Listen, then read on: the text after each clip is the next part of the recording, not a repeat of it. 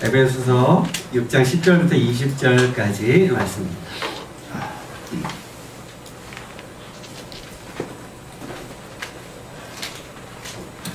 자, 우리 찾으셨으면 한 목소리로 같이 읽도록 하겠습니다. 시작.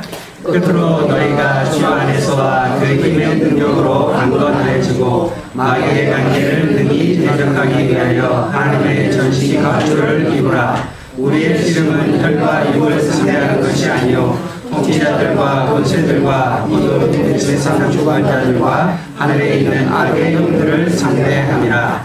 그러므로 하나님의 전신 갑주를 취하라. 이는 악한 날에 너희가 능히 대적하고 모든 일을 행한 후에 서기 위함이라. 그런즉 서서 진리로 너희 허리띠를 띠고 의의 호신경을 붙이고 평안의 복음이 준비한 것으로 신을 신고 모든 것 위에 믿음의 방패를 가지고 이로써 능히 악한 자의 모든 불화살을 소멸하고 구원의 투구와 성령의 검 곧 하나님의 말씀을 가지라. 모든 기도와 간구를 하되 항상 성령 안에서 기도하고 이를 위하여 깨어 구하기를 항상 있으며 여러 성도를 위하여 구하라. 또 나를 위하여 구할 것은 내게 말씀을 주사 나로 입을 열어 복음의 비밀을 담대히 알리게 하옵소서 할 것이니 이 일을 위하여 내가 쇠사슬의 메인 사신이 된 것은 나로 이 일에 당연히 할 말을 담대히 하게 하려 하시리라. 아멘. 오늘 드디어 에베소서가 끝납니다. 에베소서 처음 시작할 때 에베소서 끝나기 전에 10번 이상 읽기로 했는데 10번 이상 읽으셨나요? 대답들은 안 하고 째려만 보고 계십니다. 오늘 에베소서 맨 마지막에 있는 부분을 우리가 함께 말씀을 나눌 때 여러분들이 좀 에베소서를 좀 잘 같이 정리를 좀 했으면 좋겠는데 그 다음 주에 우리 그 야외 예배 가서 에베소서를 좀 정리해 드리도록 하겠습니다. 여기까지 우리가 들었던 에베소서 내용들을 쭉 한번 정리해 보도록 할게요. 얄미운 여자 시리즈가 있습니다. 10대에는 얼굴도 예쁘고 공부도 잘하는 여자가 얄미운 여자래요. 20대에는 성형수술했는데 티가 안 나는 여자가 얄미운 여자고 30대에는 자기는 실컷 놀고 그러다가 결혼할 때 남편 잘 만나서 잘 결혼한 여자가 얄미운 여자고 40대는 자기는 머리가 되게 나쁜데 사진을 찍고 그러십니다. 기억하시려고 설교 내용을 기억하시는데 보통 이런 내용만 기억하시죠.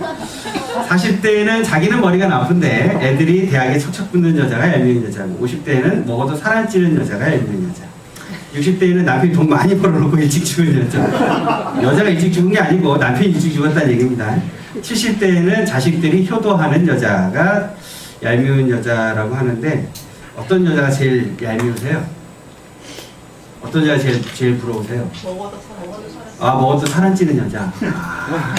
먹고는 싶은데, 네, 그렇죠.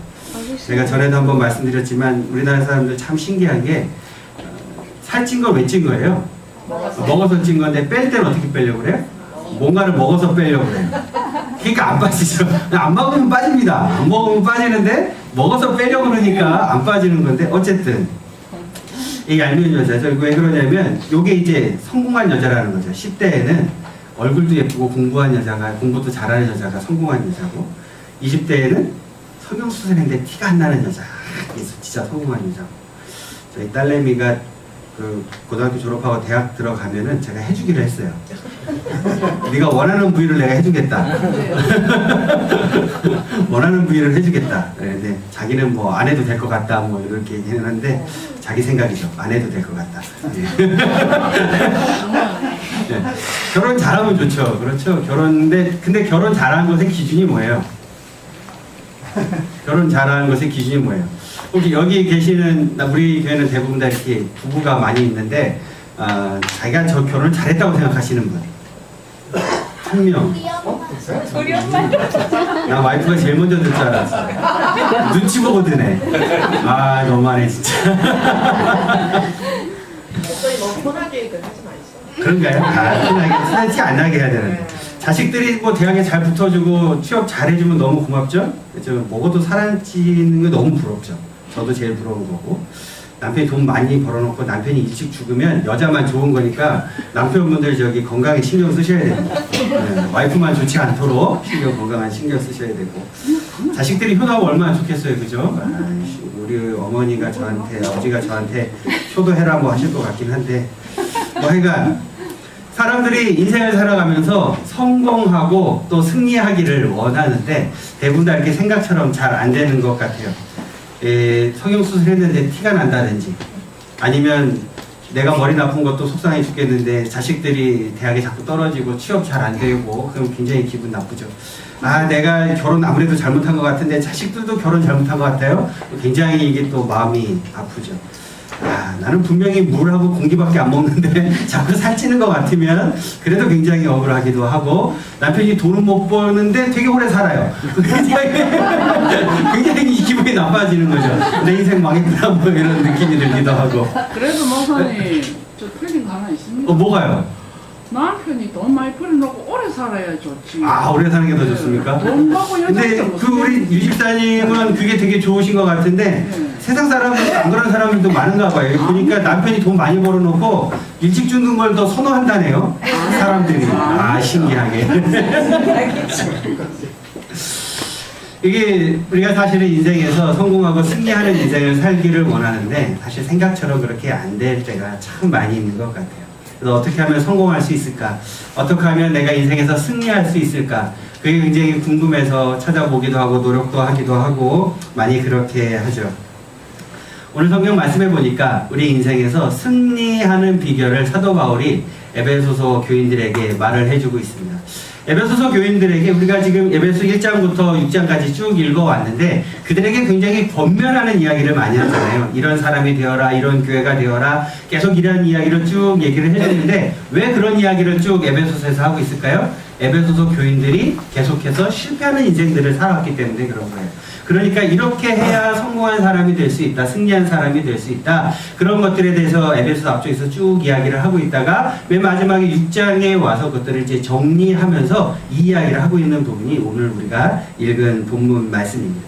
오늘 말씀을 통해서 어떻게 하면 우리 인생도 승리하는 인생이 될 수 있는지 그 비결을 발견하고 여기 있는 모든 분들의 인생이 승리하고 성공하는 인생들이 되시기를 주님의 이름으로 축복합니다. 아멘.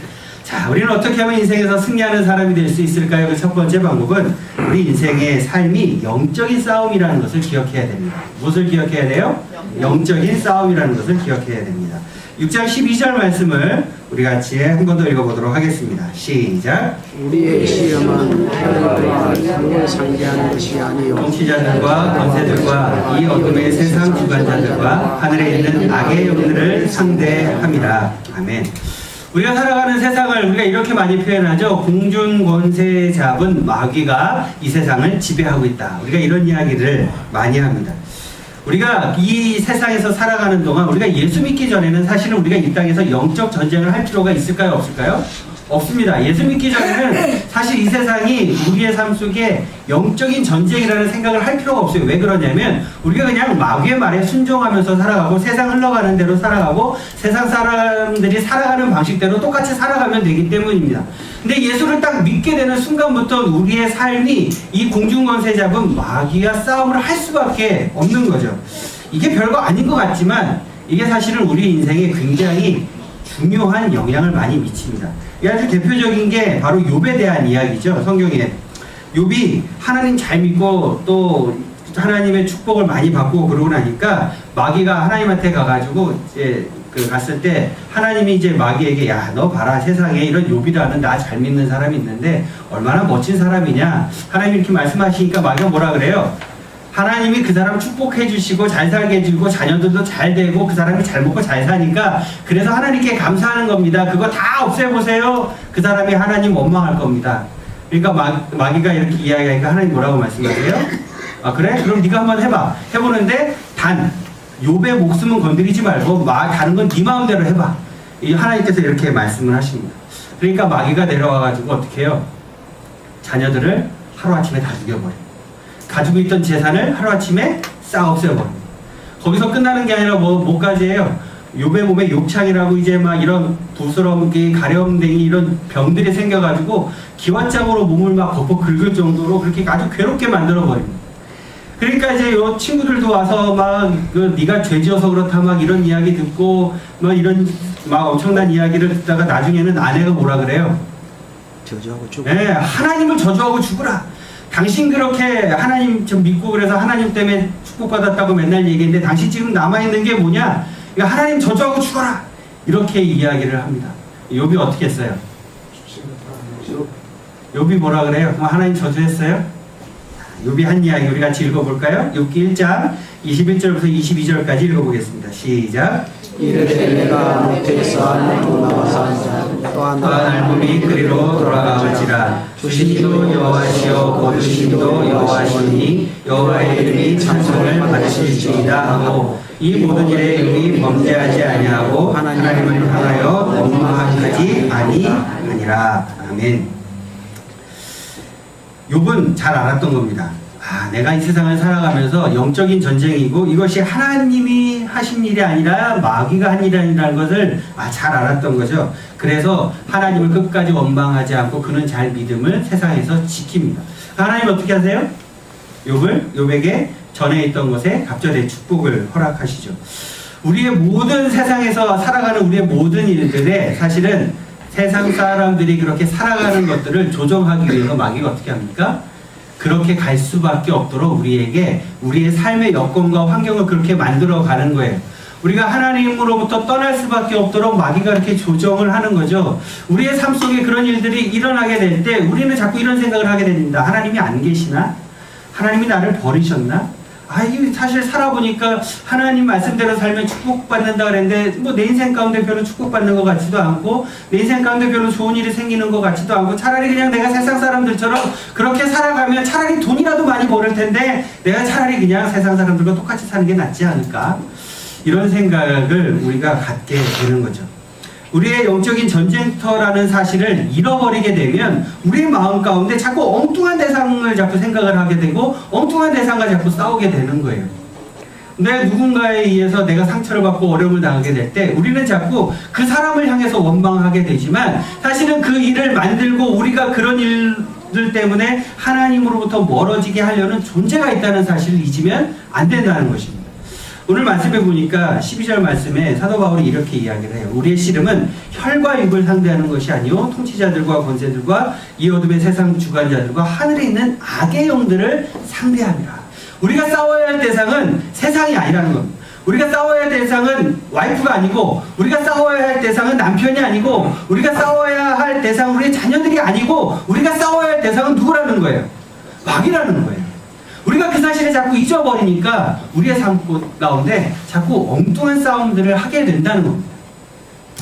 살다 보면 남편이 어렵게 하죠, 그죠? 와이프가 어렵게 하죠. 자녀들이 어렵게 하죠. 부모님이 어렵게 하죠.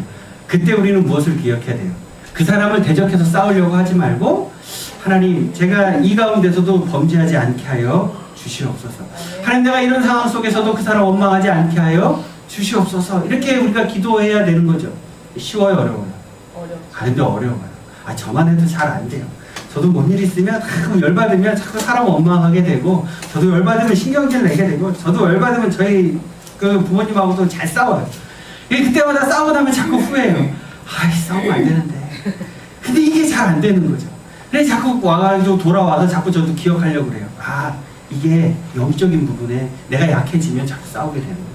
내가 더 기도해야겠구나. 그래서 자꾸 마음을 이제 추스리고 다시 가가지고 다시 잘 해보려고 그러는데 다시 가서 얼굴 보면 또 싸워요. 이게 잘 안 돼요. 그렇지만 그래도 그거를 자꾸 내가 하려고 노력하는 이유는 뭐예요? 이게 영적인 싸움이라는 사실이 있지 않기 때문에 그러는 거예요. 이게 영적인 싸움이라는 사실을 잊어버리게 되잖아요. 그러면 의절하는 거예요. 자녀와의 관계, 부부와의 관계 다 마찬가지인 거예요. 이게 영적인 싸움이라는 걸 잊어버리게 되면 우리가 자꾸 의절하게 되는 거예요. 우리가 그러면 안 되는 거죠. 이거 잊어버리면 안 되는 거예요. 우리가 싸워야 될 대상은 악의 영들을 상대한다는 것을 잊어버리면 안 되는 거죠. 우리의 싸움이 혈과 육을 향한 싸움이 아니고 사람을 향한 싸움이 아니고 어둠의 세력들과 싸운다는 것, 그걸 잊어버리면 안 되는 거예요. 우리가 인생을 살아가는 동안, 세상에서 살아가는 동안 우리는 이 사실을 잊어버리면 안 되는 거죠. 여러분의 싸울 대상이 옆에 앉아있는 사람이 아닙니다. 그냥 쳐다보세요. 옆에 여기 앉아있는 분들 좀 쳐다보세요. 우리가 싸워야 될 사람이 그 사람이 아닌 거예요. 우리가 싸워야 될 사람은 그 사람이 아닌 거예요. 누구를 대적해야 됩니까? 마귀, 악한 영들을 상대하는 것입니다. 그 사실을 잊지 않으시기를 주님의 이름으로 축복합니다. 자, 두 번째로 우리 어떻게 하면 인생에서 승리하는 사람이 될 수 있을까요? 그 두 번째는 말씀으로 무기를 준비해야 됩니다. 무엇으로 무기를 준비해요? 말씀으로 무기를 준비해야 됩니다. 우리 13절부터 17절까지 한 번 더 읽어보도록 하겠습니다. 시작.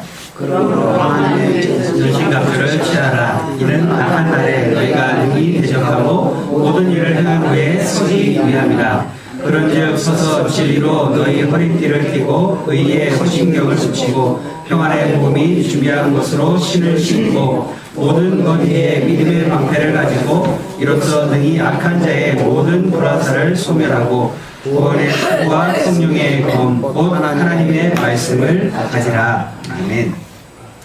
제가 군대에서 군복무하는 동안 그 수도기계화 보병사단 들어보셨나요? 맹호부대라는 곳에서 이 155mm 자주포에서 사수로 근무를 했습니다. 탱크같이 생겼죠? 그 사람들이 처음 보면 다 탱크인 줄 알아요. 탱크는 이거보다 훨씬 더 좋아요. 탱크는. 이제 155mm 자주포라는 건데요. 이 자주포를 타고 제가 이제 훈련을 나가는데, 훈련을 나가면 이제 저희는 그 훈련이 되게 많아서 1년 중에 거의 한 8개월 이상을 훈련장에 가서 살아요. 계속해서 이제 포쏘를 연습하고 이제 뭐 그런 훈련을 하는데, 그 1년에 한 번씩 그 한미합동 훈련을 같이 뜁니다. 한미합동을 뛰게 되면 미군도 이제 자주포가 와요. 미군에도 이 자주포가 있거든요. 근데 이제 미군은 우리가 이제 옛날에 쓰던 미군 자주포는 이거랑 똑같이 생겼는데 요즘 쓰는 미군 자주포는 달라요. 되게 멋있어요. 우리는 자주포가 포를 한번 쏘려면 진지에 들어가가지고 이제 포신을 이제 내리고 가신을 받고 장전을 해가지고 발사하는데 빨리 하면 약 2분에서 3분 이내에 첫 발을 쏠 수 있습니다. 빨리 하면. 근데 여러분 그 보통 이 견인포라고 부르는 똥포라고 막 사람들이 곡괭이질 해가지고 이제 해야 되는 거는 막 20분, 30분 걸려서 이제 첫 발을 쏘는데 저희는 3분 이내에 무조건 첫 발을 쏘니까 되게 빨리 쏴요. 그런데 미군 자주포를 딱 보는 순간 완전히 이제 너무 부러운 거죠. 걔네는 들어가가지고요 20초 만에 첫 발을 쏴요. 엄청 빨리 쏘죠. 왜 그러냐면 우리는 관측병이 관측을 하고 그거를 이제 통신병이 알려주면 그거는 우리가 통신을 이제 무전으로 받아서 장입을 하고 기계가 이렇게 또 유압식으로 이제 쫙 움직여가지고 저 첫 발을 쏘기까지 이렇게 굉장히 시간이 오래 걸려요. 사람이 손으로 장전을 해야 되고. 그런데 미군 자주포를 우리가 그날 이제 한미합동을 뛰어가서 구경을 했는데 조종수 한 명과 사수 한 명 두 사람이 포를 쏘더라고요. 우리는 5명이 있어요. 포를 쏘는데 자주포 조종수가 진지에 딱 들어오니까요. 그 무전으로 뭐가 날라오냐면 GPS 자포가 날라와요. 어디가로 쏘라. 그러면 포에다가 GPS 자포를 입력을 하면 포신이 자동으로 지 움직여가지고 장전도 자동으로 하고 버튼만 사수가 누르면 끝나더라고요. 그럼 우리가 보면서 우와 좋겠다. 그런데 그거보다 더 부러워하는 게 있었어요. 뭐냐면 미국 모든 군인들이 방탄조끼를 입고 있는 거예요. 우리는 아무 조끼도 안 입고 있는데. 그럼 우리가 그 미군들의 방탄조끼를 보면서 야씨 쟤네는 총알 맞아도 안 죽어. 우리는 총알 맞으면 바로 죽는데. 보면서 막 장비가 다 부러운 거죠. 자주포도 부러워, 방탄조끼도 부러워, 걔네들 컴퓨터도 부러워, 다 부러운 거예요. 그래갖고 전부 다 훈련 시간에, 훈련 이제 중간중간에 이제 쉬는 시간이 있잖아요. 쉬는 시간만 되면 뭐 하냐면, 가가지고 이제 걔네 장비 구경하는 거예요. 미군 장비. 근데 그 모든 장비 중에 제일 부러워하는 게 한 가지가 있었어요. 그게 뭔지 아세요? 걔네 전투식량. 우리나라 전투식량은 이렇게 물 부어가지고 이렇게 먹는 거거든요. 정말 맛없어요. 근데 걔네 전투식량은 이 네모난 라면 박스라는 박스 안에 모든 뭐 이렇게 스테이크, 뭐 이런 돈가스, 뭐 생선 종류별로 다 있고요. 더 놀라운 건 뭐냐면 후식까지 다 들었어요. 초콜릿에 뭐 정말 부럽더라고요. 이야, 얘네는 전쟁 나도 후식까지 먹어. 너무 부럽더라고요. 그러면서 보면서 느낀 건 뭐냐면 이게 전쟁할 때 장비가 굉장히 중요하구나 이런 생각을 굉장히 많이 했었습니다. 우리가 읽은 6장 14절부터 17절 말씀해 보면 영적인 전쟁을 하는데 필요한 장비에 대한 이야기가 나옵니다. 진리의 허리띠, 의의 호신경, 평안의 신, 그리고 이어지는 믿음의 방패, 구원의 투구, 성령의 검, 하나님의 말씀, 이런 우리가 전쟁을 하기 위해서 필요한 것들이 나오죠. 한 가지 설명을 드리면, 진리의 허리띠는 뭘 얘기하는 거냐면, 우리가 말씀을 받아들이고 그 말씀대로 순종해서 우리의 삶 속에 진리가 충만한 것을 말하고요. 의의 호신경이 뭐냐면, 이게 그 방탄조끼입니다. 방탄조끼. 이 가슴에 붙이는 그 동그란 판 같은 거였는데, 이것은 무엇이냐면 우리 마음 가운데 하나님의 예수 그리스도의 십자가 우리 마음 가운데 꼭 있어야 한다. 우리 마음 가운데 있어야 된다. 이런 뜻이고, 평안의 복음에 준비한 신은 뭐냐면, 우리가 이제 그 복음의 정확한 표현은 복음에 예비한 신인데, 우리가 우리의 삶 속에 하나님의 말씀을 들고 세상을 향해 나가야 하는 것을 뜻하고요. 믿음의 방패, 우리 세상이 우리를 공격해 올 때 우리가 믿음으로 그것들을 이겨내야 되기 때문에 믿음의 방패가 필요하고, 구원의 투구, 우리의 마음, 우리의 머리에 뭐가 들어있어야 돼요? 예, 말씀이 들어있어야 한다는 거죠. 그리고 또 공격을 해야 되는 성령의 검, 하나님의 말씀, 이것들이 우리가 영적인 전쟁을 위해서 꼭 필요한 우리의 그 장비인 거죠. 이런 수많은 것들이 우리의 삶 속에 있어야 우리가 영적인 전쟁에서 이길 수 있다는 겁니다. 근데 여러분의 삶 속에 좀 어떠세요? 이런 전쟁의 장비들이 좀 잘 준비되어 계십니까? 이런 영적인 장비들이 잘 준비되기 위해서 제일 중요한 게 뭘까요? 우리의 삶 속에. 여러분이 주일날만 예배드리고 끝나면 이런 영적인 장비들이 잘 준비가 될까요? 그렇지 않죠. 우리가 주일날만 하루만 예배드리고 가니까 안 되는 거예요. 그러니까 주일날에는 뭘 하냐면 이런 게 있습니다라고 제가 알려드리는 거죠. 그러면 그런 걸 준비하는 건 어디 가서 해야 돼요? 여러분의 삶 속에, 평소에 삶 속에 해야 되는 거죠.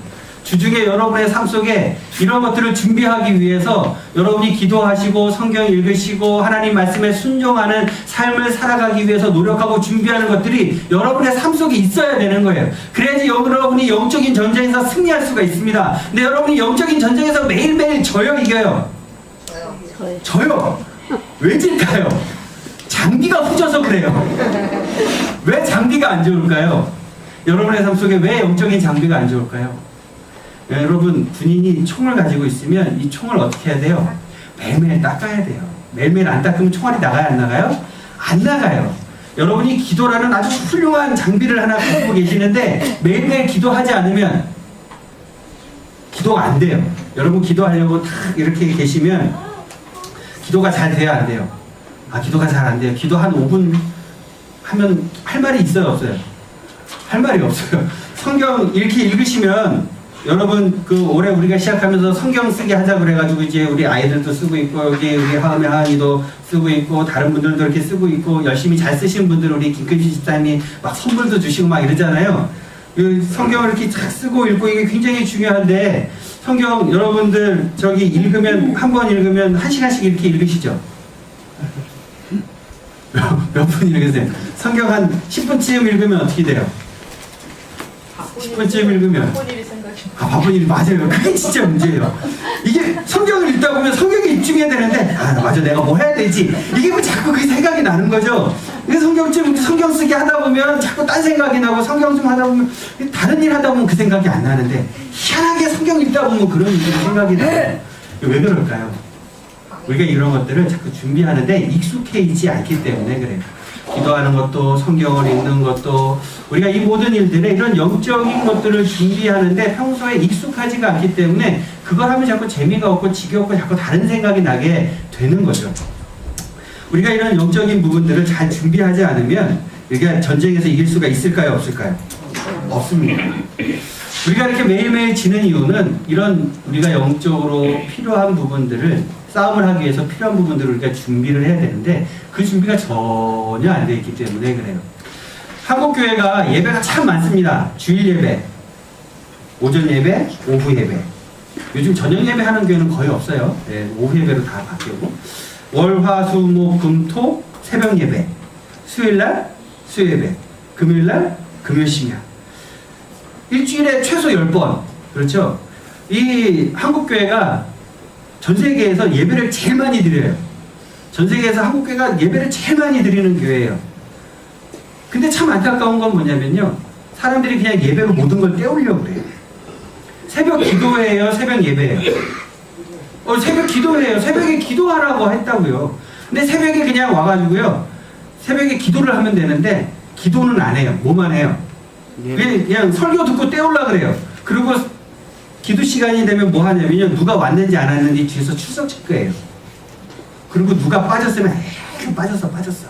장로가 빠졌어. 권사 빠졌어. 이번 주에 뭐 우리 전도사님 빠졌네? 목사님 빠졌네? 이거 출석 체크하고 있어요. 기도는 안 하고. 뭐 하는 거예요, 그게? 그러지 마세요. 수요예배, 금요심야, 이거 사람들이 거기서 모든 걸 다 때우려고 그래요.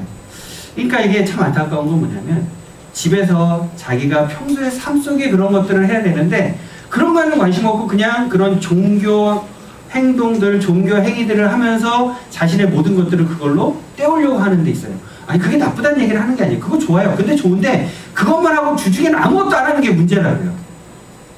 한국교회가 그렇게 예배가 많은데, 그래서 한국교회가 많이 변화됐어요?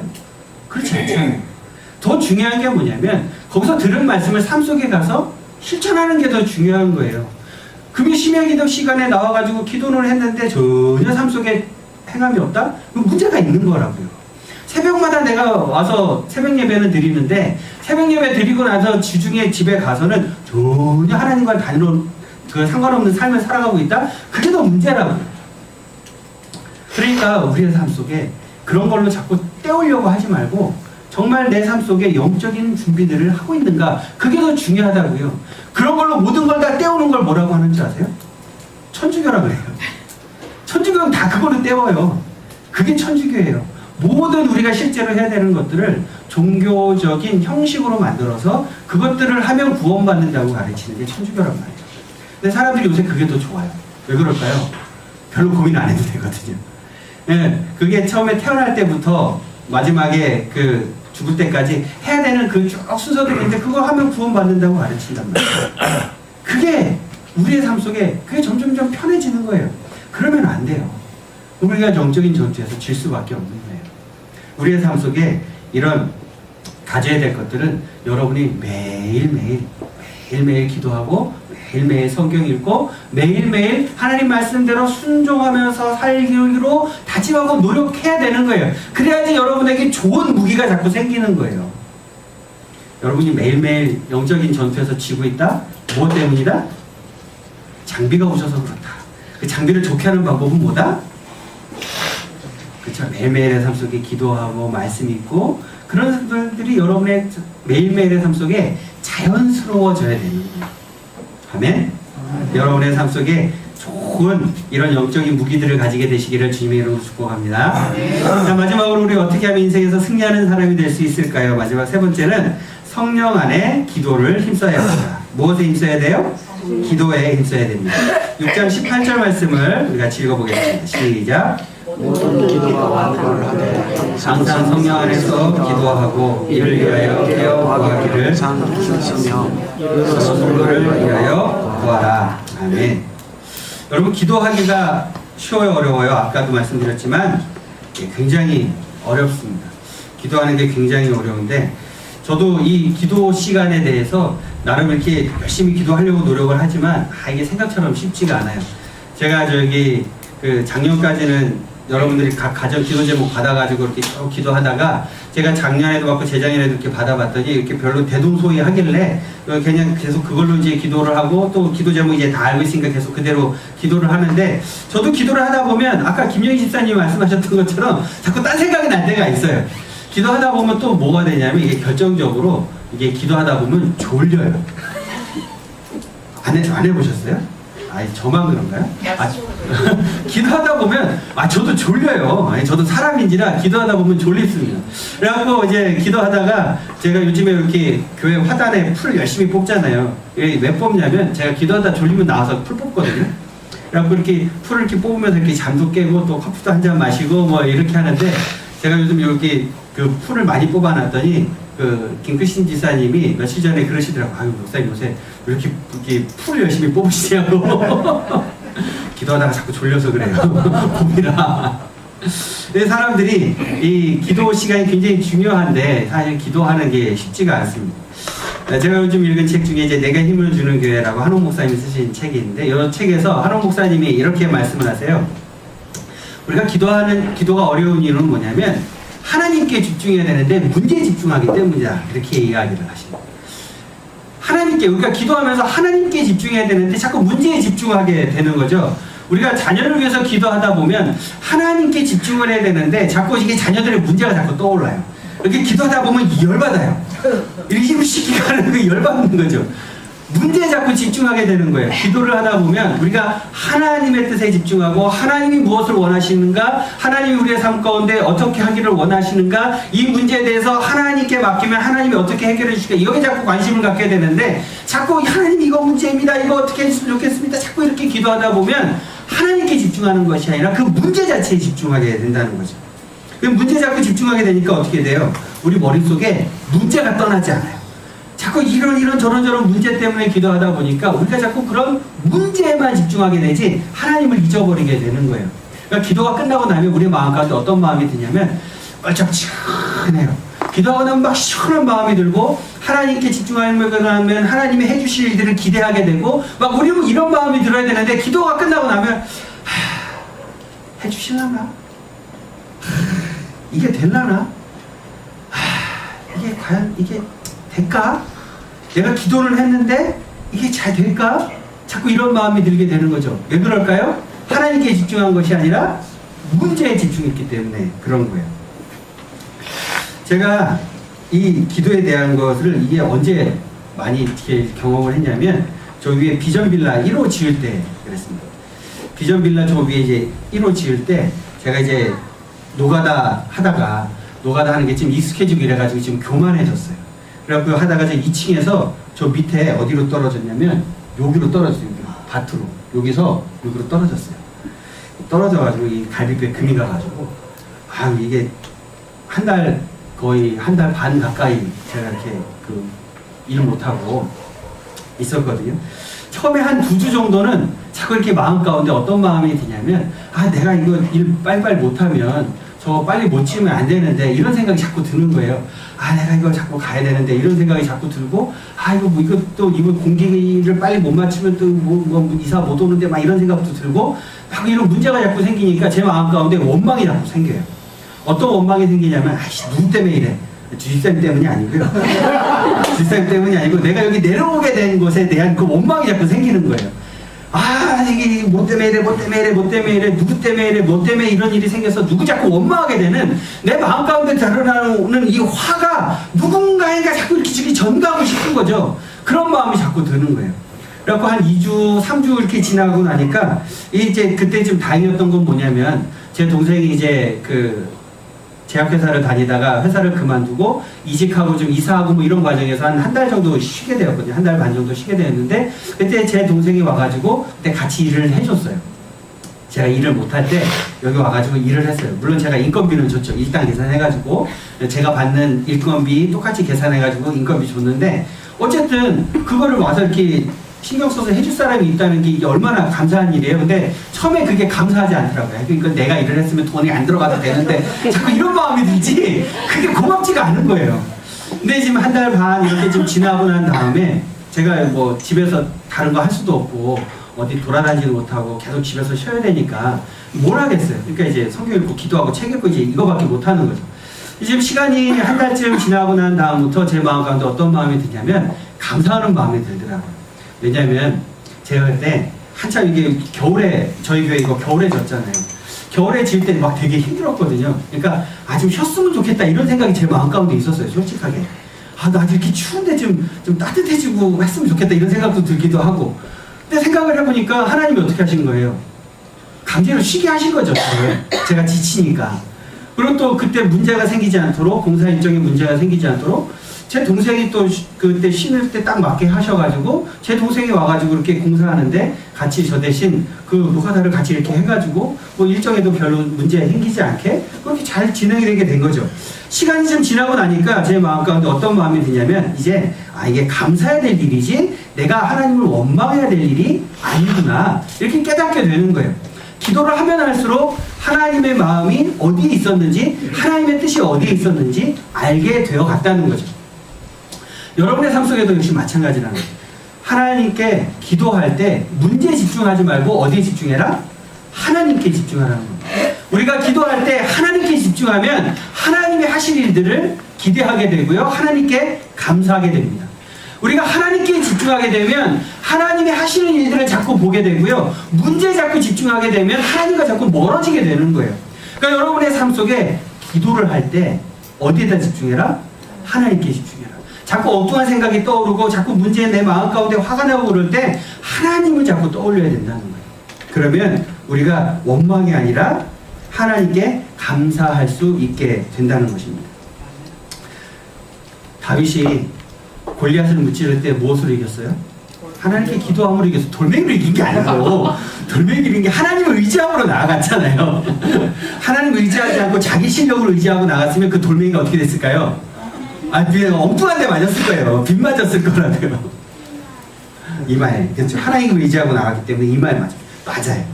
그리고 우리의 삶 속에 성경의 위인들을 이렇게 쭉 떠올려 보면 다니엘도 그랬고 엘리야도 그랬고 그들이 그런 영적인 전투 속에서 이길 수 승리할 수 있었던 이유는 그들이 기도하고 하나님께 집중했기 때문에 이길 수 있었던 거예요.